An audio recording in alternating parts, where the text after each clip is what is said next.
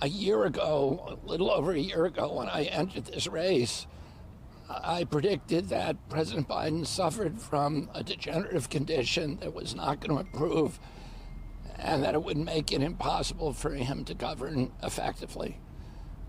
The reaction of the DNC to that obvious condition was to hide it from the American public and to use their power over the Democratic Party nomination process to make sure that nobody could compete with President Biden in a way that would expose his deficiencies.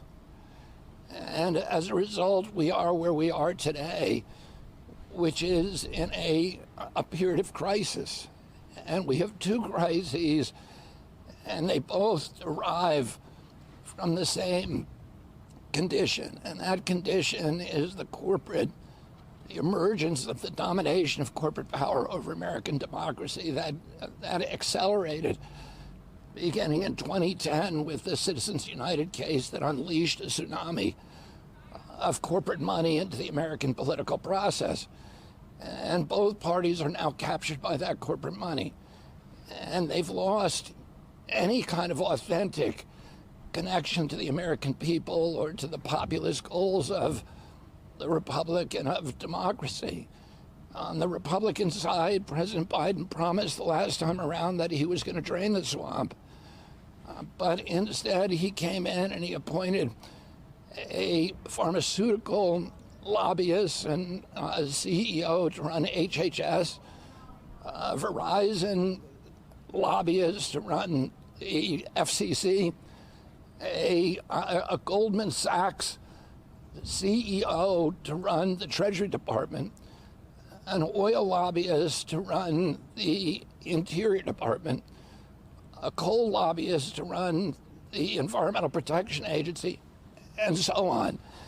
And only today, President Trump has announced that in his new administration, should he win this election, that Jamie Dimon will be his choice as Commerce Secretary, and that Larry Fink, the director of BlackRock, will run the Treasury Department. This is the swamp. These are swamp creatures. And his pick as vice president is a salute to the CIA and to the intelligence community and to the military-industrial complex. Their gravy train is going to continue. And President Trump has a connection to the American people, a populist connection, but in many ways it's the same fraudulent connection that we saw with the DNC over the past year, concealing the real purpose of their objectives, which was to give us a president that represents corporate interests rather than the interests of the American public. We've seen two presidents who aren't really addressing any of the issues that are critical to our country.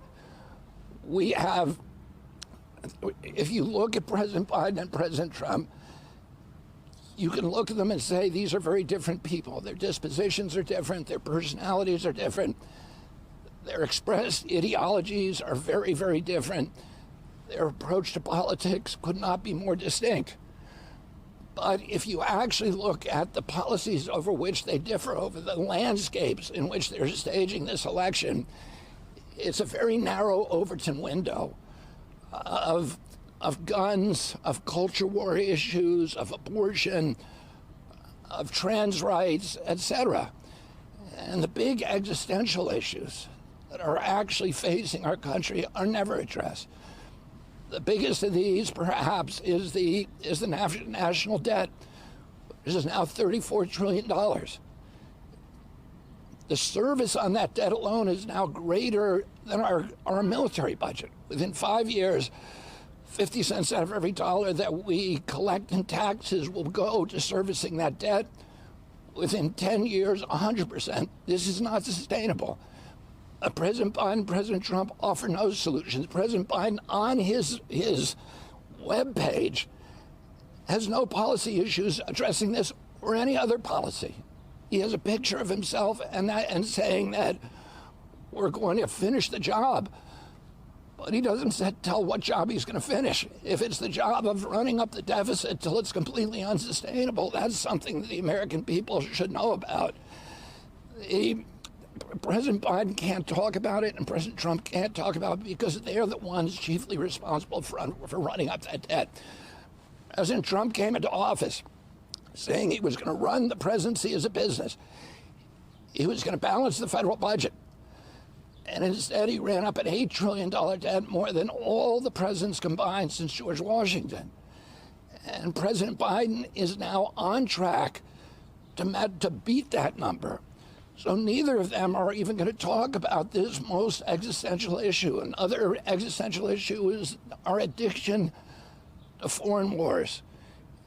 Both men have said that they're against war, and both men are feeding the war machine. The Ukraine war is a war that should have never been fought. It should have been settled. President Putin has offered twice to settle that war on terms that were enormously beneficial to the Ukrainian people and to the American people and to our security in Europe. And yet, President Putin initialed an agreement. President Zelensky initialed that same agreement in April of 2022. And President Biden sent Boris Johnson over to force Zelensky to tear up that agreement. And since then, it's probable that over 500,000 Ukrainian kids have died unnecessarily in a war that is enriching BlackRock because they own all of the military contractors that are supplying that war. And BlackRock not only has the contract to destroy Ukraine, but it also now has the contract which President Biden gave them to rebuild Ukraine. Neither of these presidents is going to deal with the chronic disease epidemic. When my uncle was president, 6% of Americans had chronic disease. Today, 60% do. Diabetes alone, when I was a kid, the typical pediatrician would see one case of diabetes in his career, or a 40 or 50-year career. Today, 1 out of every 3 children who walk through his office door is diabetic or pre-diabetic. And nobody's talking about why this is happening. The cost of dealing with mitochondrial disorders in our children, dysfunction, which is diabetes, is now greater than our military budget. The biggest cost to our nation is the cost of treating chronic disease, $4.3 trillion annually. It's 5 times the price of our military budget. And nobody's talking about why did autism go from 1 in 10,000 in my generation and 70-year-old men today, right now, and yet my children's generation is 1 in every 34 kids, 1 in every 22 boys. Shouldn't we be looking into this? Shouldn't we be doing the science to figure out what's causing it? We know that it's an environmental exposure or an accumulation of environmental exposures. Genes don't cause epidemics. There has to be an environmental toxin. And all the corrupt merger of state and corporate power has been overseen by both political parties. It's something neither of them, the capture of our agencies by the industries that they're supposed to regulate. Our regulatory agencies have been turned into sock puppets of the industries they're supposed to protect us against. And all of these are issues that are critical to the American people. And finally, the most existential issue of all, the toxic division that is destroying our country. And President Biden's, the attempted assassination of President Trump this week is a symptom of that toxicity. We're now more polarized in this country than at any time since the American Civil War. And nobody can see an ending to this. If President Biden gets elected, it's going to become more toxic. If President Trump gets elected, it's going to become more polarized. And neither of these men, both of them say, both of them recognize this is existential. But both of them, neither of them can do anything about it. Why? Because they feed on it. They feed it. They fuel it. And they are the products of that division. So we need a leader who can stop feeding into the vitriol, stop feeding into the anger, stop feeding into the marginalization, the polarization, and who can find those values that bring Americans together rather than focusing on these toxic issues that are intended to keep us all apart. And it's the BlackRock, the State Street, the J.P. Morgan who are profiting from that division. The very people that President Trump has promised to appoint to run our government who are profiting on it, because it's like the jangling of keys. They're saying, look over here, look at abortion, look at freedom of choice, look at trans rights, look at gun rights.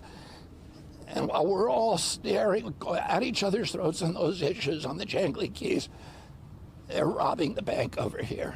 They're shifting the wealth upward to this new oligarchy of billionaires. And both President Trump and President Biden engineered the lockdowns. In 500 days, they created 500 new billionaires, and they shifted $4.3 trillion northward from the American middle class to this new aristocracy that we have. And it's destroying our country. We need a change. If people want more of the same, they can vote Democrat and they can vote Republican. The only way we're going to get a change in this country is if people come together behind the one candidate who is independent, who has vowed to have a unity government to bring Republicans and Democrats and others all together in a way that finds common ground in our country. A candidate who's the only candidate who's pro-choice, who's pro-environment, who's pro-civil rights, and who beats Donald Trump by 14%. There is no other candidate who can beat Donald Trump. Look at all the polls that have been done over the last year. I beat Donald Trump, and nobody else can. Thank you very much.